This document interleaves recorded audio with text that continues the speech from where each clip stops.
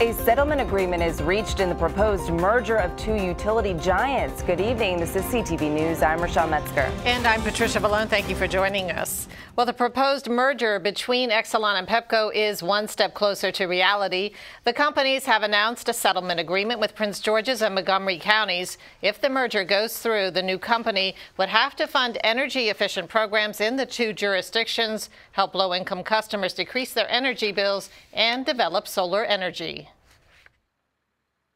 And so this community benefit agreement means that we know that there's an ability to make sure the rates in the county are held down in terms that they're reasonable. We also want to make sure that if our lights go out, if there's a storm that's there, that we have the ability to actually get them on or get information, and that Pepco's been a great community partner for us in the county, and if the merger goes through, we want to make sure Exelon, which has BG&E, is also a great partner of ours. And whether Exelon really will be able to perform in terms of keeping the lights on in ways that Pepco didn't perform. So we'll see.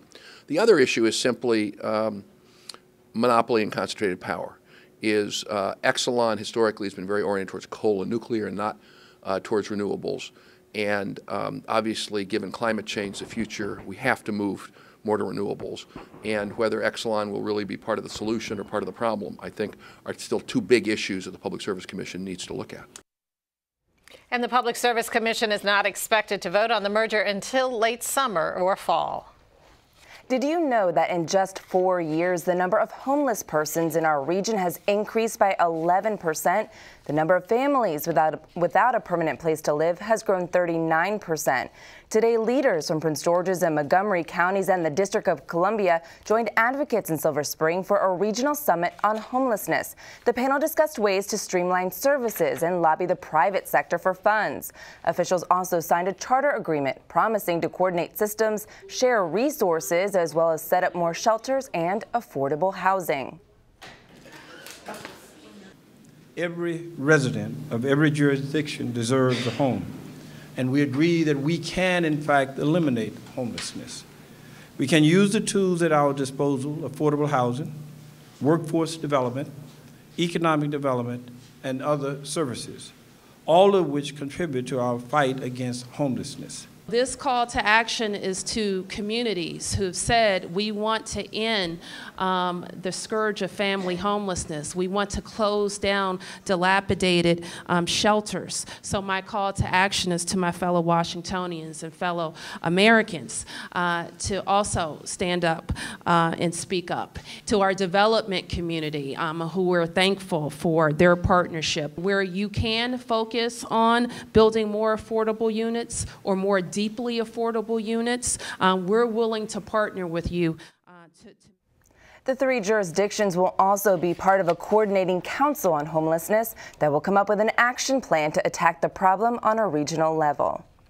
4 homes were damaged and 29 were left without water after a water main break in Berwyn Heights. The break occurred around 6 last night in the 8500 block of Cunningham Drive.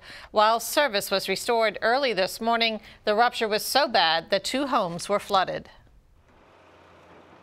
There was a split break, which is usually more complicated than a circle break, meaning they had to cut a section of the pipe out and replace it.